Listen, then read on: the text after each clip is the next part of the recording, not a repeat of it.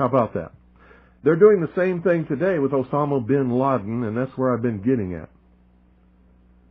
Can you believe what you have been seeing on CNN today, ladies and gentlemen? Can you believe it? Supposedly, a CNN reporter found Osama bin Laden, took a television camera crew with him, went into Osama bin Laden's hideout, interviewed him and his top leadership, his top lieutenants and colonels and generals in their hideout. This is a CNN reporter with a camera crew. And he came out and told everybody, within 3 weeks, Osama bin Laden is going to attack the United States and Israel. Now, don't you think that's kind of strange, folks? You see, because the largest intelligence apparatus in the world, with the biggest budget in the history of the world, has been looking for Osama bin Laden for years and years and years, and can't find him.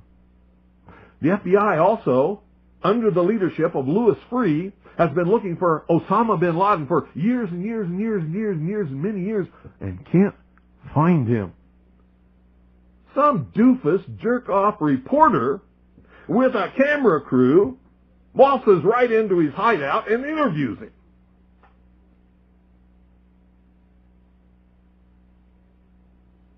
And you know what his budget is? Zip, zilch, nothing. Now, that tells us two things. Either everyone in the intelligence community and all of the intelligence agencies of the United States government are blithering idiots and incompetent fools, including the entire apparatus of the FBI and all of their personnel, or they're lying to us. They're not looking for him at all. And the second is the truth. You see, the CIA created Osama bin Laden. They recruited him. They trained him. They found his leadership. They brought them all together. They showed them how to fight the Soviet Union in Afghanistan, and when that was over, they still continued to fund him and train him, and they're now using him to help bring about world government by making him the big boogeyman, because they can't use Saddam Hussein anymore. Did you ever hear of Osama bin Laden before you heard of Saddam Hussein? When did you start hearing of Osama bin Laden? It was after Saddam Hussein and Iraq were supposedly neutralized in the Gulf War, because they needed a new boogeyman. But they're not looking for Osama bin Laden, because I'm telling you right now, if I were the head of the Central Intelligence Agency, within 2 weeks I would have him dead or in custody without fail. Without fail.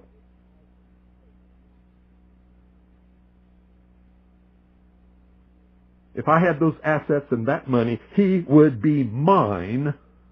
I would own his terrorist ass within 2 weeks without fail.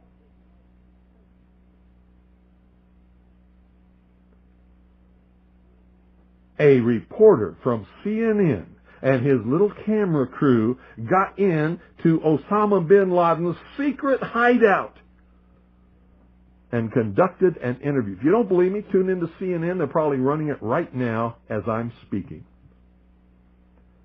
And if you believe it, you are one of the stupidest jerks that ever lived on the face of this earth. And whatever is going to happen that they're going to blame on Osama bin Laden, don't you even believe it.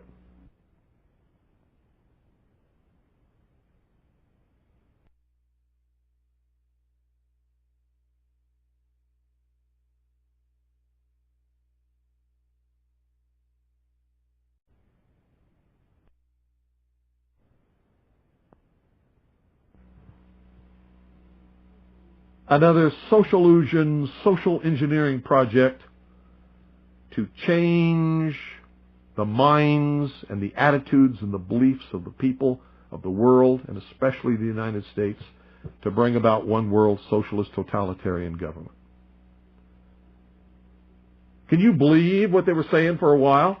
That Timothy McVeigh, the CIA, the NSA, the FBI, the Defense Intelligence Agency could not find Osama bin Laden in their wildest dreams. But Timothy McVeigh and Terry Nichols could, and recruit him to be their partner in blowing up the Alfred P. Murrah Federal Building? Bullshit! How stupid can you be? These guys didn't have a nickel between them. Not a nickel between them. How dumb can you be? How stupid can you be?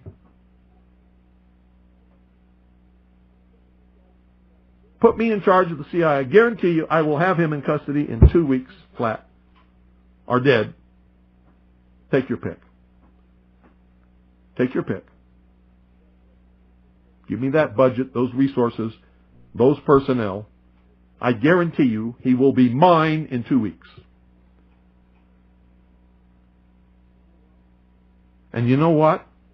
If I had a few loyal, good Americans who were willing to donate enough money, certainly not even a drop in the bucket compared to what they really have in these intelligence agencies to really go after him, I could still have him in 2 weeks.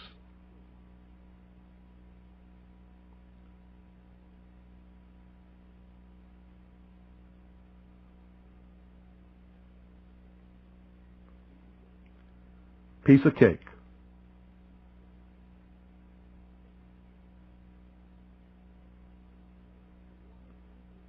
So why do all these fools believe this charade? That a CNN reporter and his little camera crew can do what all the money and all the assets and all the eavesdropping and all the intelligence and all the satellites and all the undercover operatives in the world can never do. It's because they're not trying. They don't want to. Osama bin Laden is their creation, and he is serving them well. When in hell are all you people going to wake up? Are you kidding me? I mean, is this some kind of incredible joke that people are so stupid they'll fall for this? Do you know how much money the CIA and the National Security Agency and the FBI has at its disposal each year? Do you know how many agents they have that they can devote to this? Do you realize the technology that they have to be able to eavesdrop on every single conversation in the world? No matter how it's transmitted? And pinpoint the location of every one of those transmissions. And they can't find Osama bin Laden, but some CNN reporter, he just waltzes right on in there with his camera crew. Just like he knew where they were all the time. Bet you it was the CIA that sent him there. I told him where he was. And of course they know where he is because they created him. They're the ones that are funding him and backing him and helping him to create their new utopian world. Hitler could not have ever come to power, absolute power in Germany, without the Reichstag fire. Hitler was a socialist. He understood socialism. He understood social engineering. He knew how to get the support of the German people, and he did it by burning down the Reichstag. The Reichstag was, well, in our country, it would be the Capitol building that contains the Senate and the House of Representatives. So if somebody were to go and burn down the Capitol building today, they would use that as an excuse, as Hitler did, to round up all of the enemies of the New World Order, which would be me and most of you listening, and throw us into prison or execute us, declare martial law, and come to absolute and total power in this country. I wonder what Osama bin Laden's targets are supposed to be. And if they don't, if this doesn't materialize in the next 2 or 3 weeks, it will eventually materialize because they haven't succeeded in getting the guns out of the hands of the American people, nor have they succeeded in taking our freedoms away. In fact, there's been a great awakening in this country and a big backlash against these Marxist, communist, puke-faced, lying, subversive, Nazi, jackbooted Gestapo thugs that is gaining momentum. And so I can tell you with a certainty, they must do something terrible in order to stop this backlash and regain the sympathy of the mass herds of sheeple out there.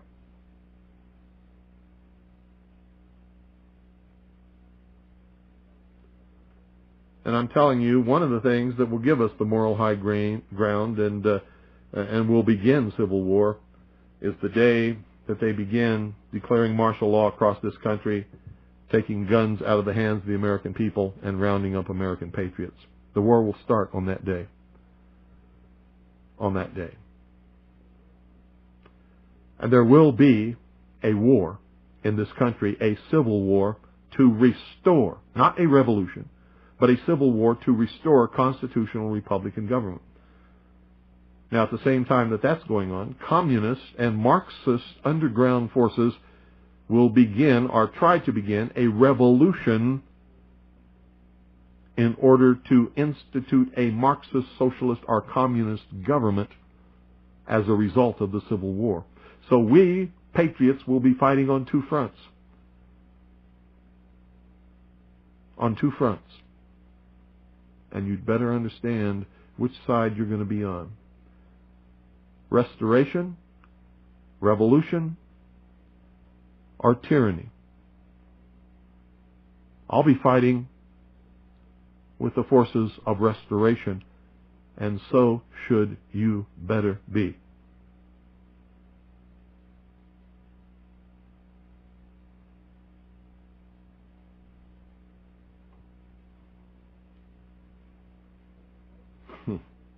And supposedly, we're not the only nation searching for Osama bin Laden. So the vast economic resources, the vast technological resources, the vast personnel resources, the vast networks and intricate web spun over all these years by the CIA, the FBI, and the NSA can't find Osama bin Laden, but CNN can?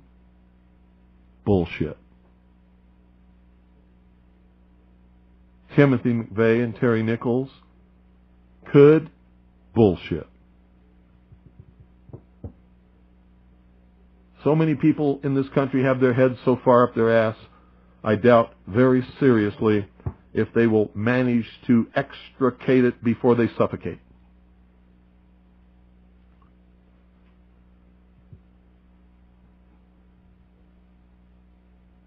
What a shame. What a crying shame. How in the world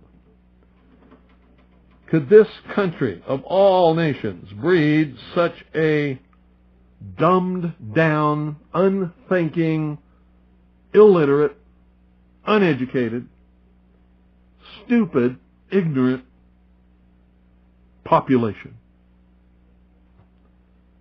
Anybody got a clue? We're going to open the phones. 520-333-4578 is the number. Be right back. Good evening. You're on the air. Yes, good evening, Bill. How are you this evening? Good. I had read on the Internet today a couple of things about Osama bin Laden, too, with regards to the CNN reporter getting into his ultra-secret lair, whatever the hell it is, you know. And I couldn't help thinking the same thing. Must be on the moon, huh? Well, yeah, you know. Oh, well. It's How'd this amazing reporter how, get there? You know. It's amazing how you have all the American intelligence agencies, British intelligence agencies. Everybody's looking for this guy, and all of a sudden, you know, some clown comes in with a camera, and oh, now he's on TV. Oh, here he is. Let me tell you something. If he's an enemy of Israel and the Mossad can't find him, then this thing is the biggest joke that you ever heard of in your life. Yeah, exactly. I was actually trying to explain to some friends this weekend, you know, about how Osama bin Laden is just the next. I even said he was the next Saddam Hussein. Yeah, he's the next you know, boogeyman. Find some dark-skinned guy, and everybody can go, "Ooh, we hate dark-skinned people," you know, and hide behind this guy. And I actually think if anything does happen, which is very unlikely, it will. But no, that's not true. It is very likely that it will. Believe it or not. I mean, in the next 2 weeks. If anything does happen, what about the 4th of July? It's the 225th anniversary of the Declaration of Independence. Yeah, what about it? You know? That's a good time for it to happen. Yeah, well, I certainly hope not, but... I hope not, too, but I'm telling you right now, as I told you before, I'm telling you that something's going to happen. If it doesn't happen in the next 2 or 3 weeks, something terrible is going to happen in this country, and it's going to be a terrorist attack. And we're going to know who did it. And we're going to watch CNN and whatever, and they're going to go, oh, and it's going to be big enough that martial law could be declared, and it could start the whole thing. Well, thank you for getting the truth out, and you have a good evening, sir. You're welcome. Thanks for calling. Bye. Good evening. You're on the air. Hello.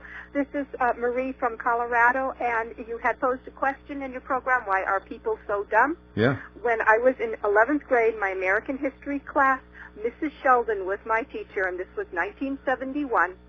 And so, yes, I am approaching 50. And she told us, she says, whenever you read the newspaper or you hear anything in the news, you ask yourself 2 questions. The first question is, who stands to make the money from what happened, and who stands to make the power from what happened?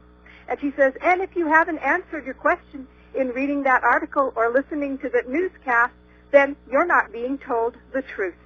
And the problem is that teachers don't teach like that any longer. Well. And my kids never learned that in their class. And I'm the one who told them, hey, kids, listen to this. Listen to what Mom says. Mrs. Sheldon told me this. And that's one of the reasons why people are so dumb, is because they don't analyze and don't instinctively think, this and this do not add up. Well, you're right. You're absolutely correct. Mm-hmm. And Mrs. Shelton, you're probably in your 70s by now, so anyway, here's to you. And God bless you, Mr. Cooper, for your program. And will you be broadcasting this when you're taking that week off? That's up to WBCQ. They're going to determine what they broadcast. If you have favorite programs that you want to hear again, call them and ask them to play them. Okay, we will. Thank you very much. Bye-bye. You're welcome. 520-333-4578 is the number. Good evening. You're on the air. Hello. Good evening, Bill. Yes. Hey, this is David. Checking in from Rhode Island. Uh-huh. And I want to comment on your discussion about when they immediately after this mirror building blew up, in a short time after, they brought the building down and destroyed all the evidence. Yeah. And it wasn't brought down with the kind of bomb that allegedly Timmy McVeigh parked in front of the building. No, it was brought down with shape charges on the columns, just exactly like what happened when it was brought down first, when half of it was brought down. And it's just disgusting the way the average citizenry looks at this whole issue. And I'm telling you that most of the callers that call, when the time comes, they're gonna turn traitor, Bill. Sure they will. So I don't, most people will, but there's an infrastructure of dedicated patriots in this country who will not. I agree with you with that, and I have made my pledge, and I continue to make it. When I don't care what it is, who it is, when you're crossing the line, it's lock and load. Yep. And it's going to cost somebody. You better believe it's not getting done for free anymore. That's right. So if they want to, waste 10 people on some kind of an ATF sweep, they better have the equal amount taken out with them. Well, I don't. And I know that That's it. That's your attitude. I hope you use this time that you're going to spend, at your place, also to recharge your batteries. Oh yeah, that's one of the purposes. Oh, good. Of course. Well, I'm glad to hear that, and God bless you. Thank you. Good night. Yeah, because I am tired. I've been working for so many years, so hard, and rarely, if ever, even take one day off to myself. And so, part of this is going to be sort of relaxing for me. Good evening. You're on the air. Yes, hi, William. There was an article in the New York Times about Daniel Spiegelman, who supplied the weapons for the Oklahoma bombing. Well, he's what he did was he was part of a group of so-called Aryan resistance army that was robbing banks and things and providing funding for the Alfred P. Murrah Federal Building bombing. And part of what he did was he went to an American university and stole famous historical documents and took them to Europe to sell them. He's Jewish. Right. The article was December 30th, 1995, page 9 in the New York Times. Let me ask you, where is he today? What is the latest on him? Well, I don't know. He sort of disappeared after they discovered that the lawyer who defended him when he was convicted in court of stealing these documents and trying to sell them was not a lawyer at all. And so I believe that they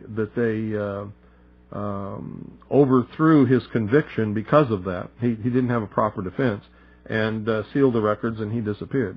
Okay, I saw it on your internet site where he was convicted, but apparently he never went to prison at all, I guess. Not that I'm aware of. Yeah, they just let him go. It's probably the Israeli Mossad. I think he's with. Well, I think this was a combination of the CIA, the FBI, the Israeli Mossad, the BATF, and several other the German intelligence for sure, because Andreas Strassmeyer was a part of this. He's another Jewish man who was a member of the German intelligence structure, who was instrumental in planning the whole thing. Right. Well, our government may as well be the Mossad, and Capitol Hill is Israeli occupied territory. What you have to understand is this is not leading toward an Israel of the world. It's leading toward a Marxist socialist utopian, or they believe it's utopian. It's going to be like the old Soviet Union world government. And whenever the media covers something up real well like this, the way they let Spiegelman go like that, you know it's the Jews who are behind it. No, we don't know it's the Jews behind it, and I've never said that, and neither should you. George Bush is certainly not a Jew, but he's a part of it. Right, he works for them. They put him in office. No, it's not that he works for them. You don't understand the structure of the organization that is actually bringing apart world government. The reason that they're able to recruit so many Jewish people to be a part of this is the Jews have never allowed themselves to assimilate as citizens, really, of any country. They're always Jewish. They always separate themselves. They always look forward to next year in Jerusalem. They believe themselves to be a part of a world, and they want to bring about a world government. So they're sympathetic to this whole one world government ideal. But the people at the heart and soul of all of this, and there are a lot of Jewish people involved, are what's called the Illuminati.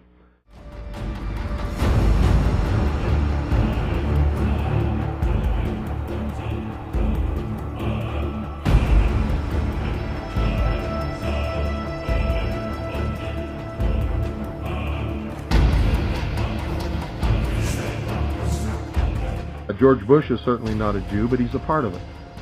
Rick Sanchez has been there throughout this morning for us. Rick, tell us where you are and what the latest is. Well, I'm in that area, if you're familiar with this area, of where West Broadway and Hudson come together, right at Chambers. That would put us about a block and a half away from the site of where the explosion was. That area has just been evacuated because police have found what they describe as a suspicious device, and they fear that it might be something that could lead to another explosion. Obviously, there's a real sense of caution here on the part of police. Their fear is that there may have been explosive device planted either in the building or in the adjacent area, and that's why they're being so cautious.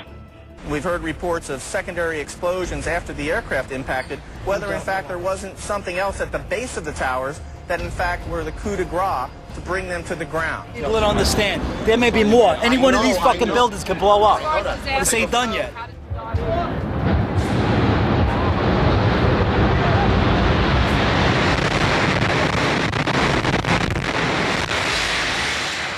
I was inside the building, waiting to go upstairs, and they just let loose. Everything just let loose inside the building. So what you told me is that there was the plane, or whatever hit the building, then a secondary explosion. It was like 3 explosions after that. We came in after the fire. We came when the fire was going on already.